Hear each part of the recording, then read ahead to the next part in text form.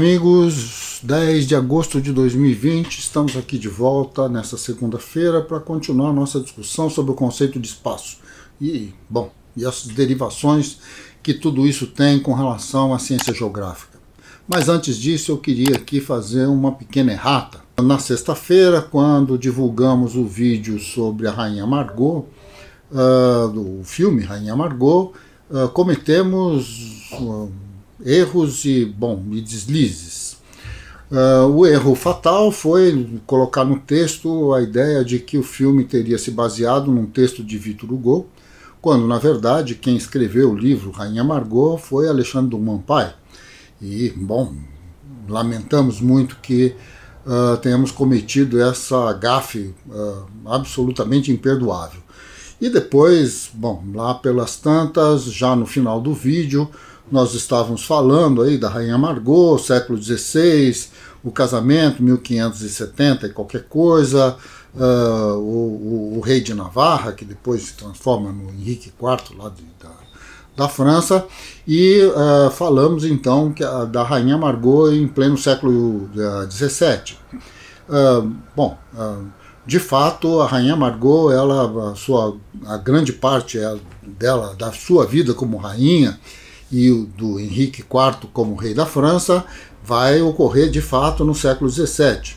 Mas eles assumem o reinado da França ainda nos últimos anos do século XVI. Então, como isso não foi explicado, ficou um pouco estranho, e eu queria pedir desculpas a todos e espero que vocês compreendam aqui a nossa situação e a correria toda de fazer tudo isso da maneira como nós fazemos aqui. Hoje retomamos aí a discussão sobre espaço e vamos discutir justamente os primeiros passos de como a sociedade burguesa constrói a sua ideia de espaço. Nós pensamos espaço a partir de uma determinada perspectiva que, como vimos no vídeo passado, não é a perspectiva dos povos que antecederam a sociedade burguesa, a sociedade capitalista e tudo mais. Para que a gente possa identificar então esse tipo de coisa, acho que o primeiro elemento a ser constituído ou realçado é a ideia de que já em pleno século XIV, por volta dos anos 1300, há uma revolução extremamente importante em lugares diferentes. Não me parece que tenha havido uma combinação efetiva entre esses lugares, com a relação em relação ao tempo e em relação ao espaço. Voltando ao ponto. O primeiro deles é o seguinte: até esse momento, até por volta dos anos 1200, falar em questões matemáticas, ser um matemático, desenvolver equações matemáticas, ser um sábio, um experto em matemática, te levava diretamente para a fogueira.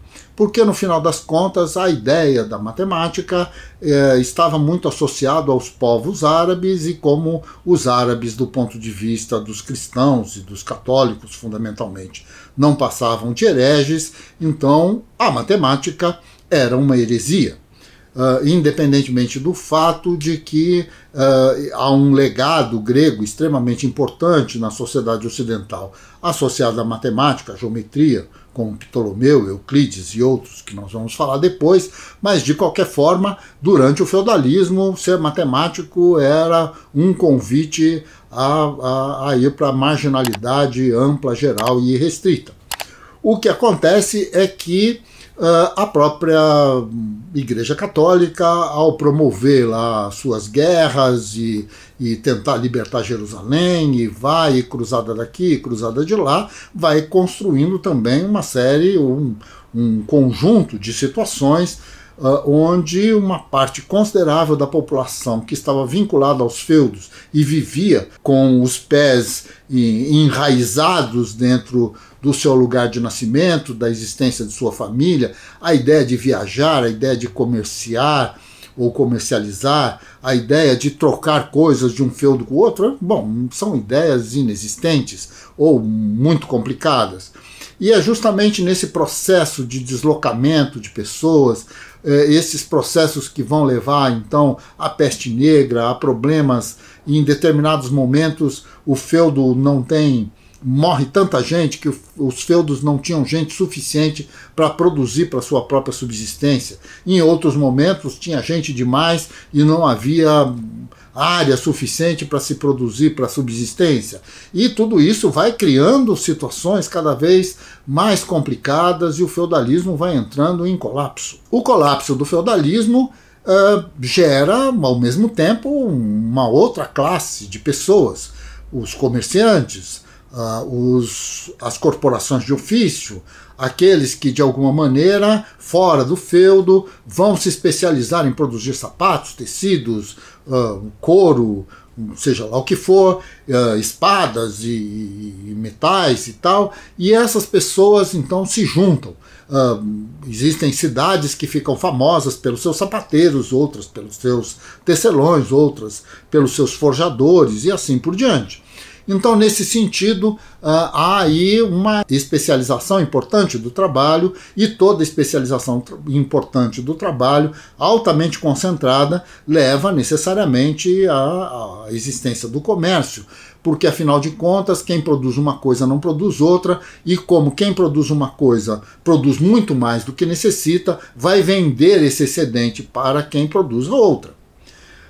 Tudo isso pode parecer muito simples, mas há aí um conjunto de problemas bastante grave. O fundamental deles é que eu tenho uma certa quantidade de ovos, de carne, de tecidos, de grãos, e de vinho, de seja lá o que for, e tudo isso, para que possa ser comercializado, vai paulatinamente assumindo um conjunto de medidas padrão, que é o litro, o metro, ou as jardas, ou seja lá que medida, mas de alguma maneira existe um processo de matematização das relações. Porque, para além de eu vender 1 litro de uma coisa, 1 quilo de outra, 1 metro de outra, eu vendo tudo isso por uma certa quantidade de moedas que eu recebi a moeda vendendo vinhos e pego essa moeda e compro tecidos, e depois vendo tecidos e pego outra moeda e compro, não sei, sapatos e coisas assim. Então, nesse sentido, a ideia é que o mundo passa a não ter condições de viver sem um certo tipo de matematização. E existe gente que empresta dinheiro, e existe a necessidade de calcular juros. Então, a matemática, que era alguma coisa colocada para o plano dos demônios, começa a se tornar, então, a linguagem dos anjos, não dos anjos caídos, mas dos anjos celestiais, no seu melhor sentido. Então, o que nós podemos imaginar é que, de alguma maneira, a matematização do mundo se torna uma questão da própria sociedade burguesa que nasce, desta burguesia mercantil, que vai precisar, então, deste linguajar, vai precisar desses elementos, dessa maneira, dessa leitura de mundo. E isto influencia e dirige diretamente as nossas noções de espaço e tempo. É justamente lá pelo século XIV que vamos ter, então, 2 movimentos extremamente importantes para uma releitura do significado de espaço e de tempo. O primeiro deles, que vai acontecer justamente em 1364, quando um francês, um músico francês, vai montar uma missa na Catedral de Notre-Dame com um coral polifônico. O que é que significa ser um coral polifônico? Bom, isso, de alguma maneira, nós conhecemos bem hoje em dia, que é o coral onde diferentes vozes com diferentes elementos musicais, com diferentes entradas, vão fazer toda a musicalidade, todos cantando ao mesmo tempo, às vezes até fraseados muito diferentes uns dos outros, que poderiam ser cantados individualmente, mas que vão se encaixar. E para que, do ponto de vista da música, tudo isso se encaixe, o tempo da música precisa ser matematicamente identificado. Existe uma matematização do tempo. O tempo deixa de ser aquela coisa da ampulheta, onde a areia vai escorrendo, então uma vela daquele tamanho que, bom, quando ela termina de queimar, é que passou um determinado tempo específico, mas o tempo passa a ser então algo a ser identificado num relógio, algo identificado então num movimento de um pêndulo ou coisa parecida com isso. E é justamente neste movimento, nesta condição de matematização, que a música polifônica então passa a fazer parte do imaginário das pessoas, e o tempo passa a ser visto sob um outro aspecto. Ele deixa de ser algo que escorre para ser algo mensurável, algo identificado do ponto de vista matemático. E não é só isso. Também na Itália, no caso em Florença, um arquiteto chamado Filippo Brunelleschi, ele imagina uma maneira de pintar uma praça a partir da porta de uma igreja lá em Florença, e que ele poderia representar exatamente no quadro exatamente aquilo que apareceria na visão de um transeunte, de alguém que estivesse saindo daquela igreja. Então ele imagina um determinado sistema quadriculado com uma lente no meio e tal, e ele vai observar e vai, ao observar então a praça, ele vai pintar a praça tal como ela era, tal como ela podia ser vista. Isso significa que também no mesmo período, no mesmo século, no final do mesmo século, ou digamos assim, no último quartel do mesmo século, tanto na França quanto na Itália, se estabelece dois grandes projetos de redefinição da maneira como a gente representa tempo e espaço. O tempo deixa de ser algo fluido, algo que escorre, para ser algo sincopado, algo marcado, algo matematicamente identificável. E o espaço idem. Ele deixa de ser aquela coisa sem profundidade dos vitrais, das pinturas do feudalismo, para ser algo que tem frente, tem meio, tem fundo, tem vários planos, tem várias maneiras de se observar. Então é um espaço que, ao ser representado, ele traz para a representação a própria hierarquia que o estabelece, isto é, quem está na frente, quem está no fundo, quem está à direita, à esquerda, em cima, embaixo. Bom, toda uma série de condições que vão ser definidas por aquilo que seria o que foi descoberto por esse arquiteto florentino, que é a ideia de ponto de fuga.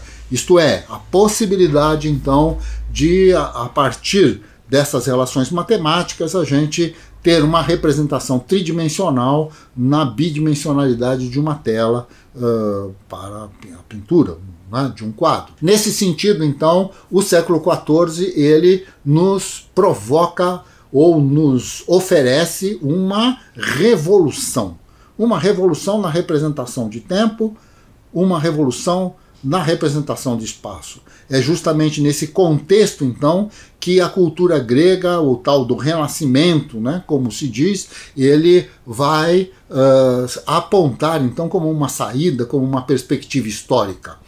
A ideia de espaço e de tempo que a burguesia, então, vai utilizar a sua matematização para olhar o mundo a partir dessa perspectiva. Isso quer dizer, basicamente, o seguinte: quando nós pensamos no século XIII e XIV, nós estamos pensando no mapa portulano, isto é, no mapa onde a ideia de geometria, de linhas retas, de loxodromia, como se chama, né? Quer dizer, essas linhas de rumo que vão estabelecer, então, para os navegadores daquela época, a possibilidade de levar e trazer mercadorias do sul da Europa para o norte da África, e que depois, então, vai construir todo um sistema de cartografia que vai permitir a expansão e o surgimento de figuras como Pedro Álvares Cabral, Vasco da Gama, Cristóvão Colombo, bom, tantos outros, nós vamos falar deles depois, mas, de alguma maneira, a Revolução do século XIV, que vai colocar, então, não um ponto final, porque em história não existe ponto final, apesar de alguns dizerem que sim, mas em história não é possível ter um ponto final. Não é um ponto final ao feudalismo, mas a sua decadência, a sua dissolução, a sua mesclagem com os novos valores, com as novas perspectivas, com as novas questões. As questões que estavam colocadas para o feudalismo vão sobreviver até os dias de hoje. Não é à toa que aquela terra plana que existia nos mapas feudais, nos missais do século VIII, do século IX, se transforma num ideário de extrema-direita que circula aí quase que como uma espécie de de teoria da conspiração ou qualquer coisa parecida com isso. Essas coisas não morrem, elas vão e elas voltam e elas vão e voltam. Mas, de qualquer maneira, a prática cotidiana, aquilo que efetivamente se realiza como sociedade, está marcada agora por uma outra forma de se ver. O espaço e o tempo são coisas matematizáveis, são coisas que, a partir da matemática, se pode imaginar como infinitos, um tempo infinito, um espaço infinito, e se pode imaginar, então, a capacidade de calcular tudo isso. É com isto que, como vamos ver no próximo vídeo, vai se trabalhar as ideias, então, de Copérnico, de Galileu, até chegarmos ao Kepler, até chegarmos ao Isaac Newton, até chegarmos à lei da relatividade, ao Einstein, ao Heisenberg, a tantos outros que vão colocar a física moderna em questão. Ninguém hoje imagina o desenvolvimento de uma discussão da física que não seja a partir de equações matemáticas, a partir de relações e explicações que sejam matematicamente viáveis e que sejam, como se diz em física, elegantes, não é? Elas sejam harmoniosas e possam efetivamente convencer alguém de que aquele tipo de coisa existe, a teoria das cordas, a teoria disso, a teoria daquilo. Muito bem, até a teoria de que é possível viajar no tempo, né? Essas coisas todas. Mas, de qualquer forma, a grande questão é que espaço e tempo sofrem um profundo movimento revolucionário que está diretamente associado à ideia de que o mundo é um mundo construído, que Deus, quando faz o mundo, ele escreve, é um livro. A natureza é um livro escrito por Deus. E Deus escreve este livro em linguagem matemática. Diria Galileu, então, voltaremos a ele no próximo vídeo, que o desvendamento da natureza, o funcionamento da natureza, a ideia de que estava na cabeça de Deus quando constrói o mundo, os homens e todas as coisas, tudo isso foi escrito matematicamente. E o nosso problema, então, é saber matemática. Nós só não sabemos como o mundo funciona porque não sabemos matemática o suficiente.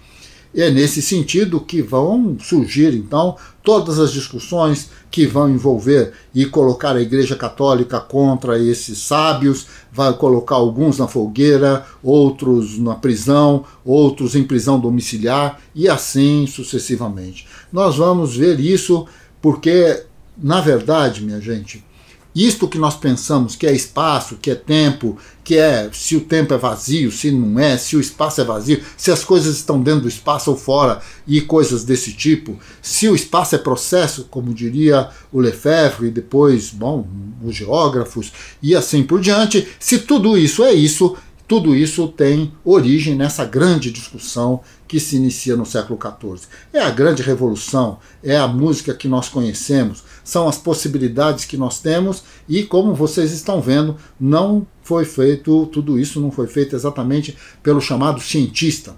Mas a grande revolução das nossas perspectivas de mundo estão associadas à produção de mercadorias e depois associadas, sem dúvida nenhuma, à produção da arte. Bem, amigos, até uma próxima oportunidade, até quarta-feira, né? Quarta-feira a gente volta. Amanhã a gente tem um podcast extremamente interessante com o Júlio Weiner. Retomamos aqui os nossos podcasts. Vamos falar sobre a Escola Internacional de Cinema, coisas desse gênero, coisas muito interessantes que vocês vão adorar. Até amanhã cedo então com o Júlio Weiner, até quarta-feira com mais sobre espaço e, na sexta-feira vamos aqui retomar mais algumas coisas, algumas obras de cinema que ainda estamos escolhendo, tem um verdadeiro cardápio aqui que a gente tem que resolver. Um abraço para vocês, fiquem bem, se cuidem, né? Que tudo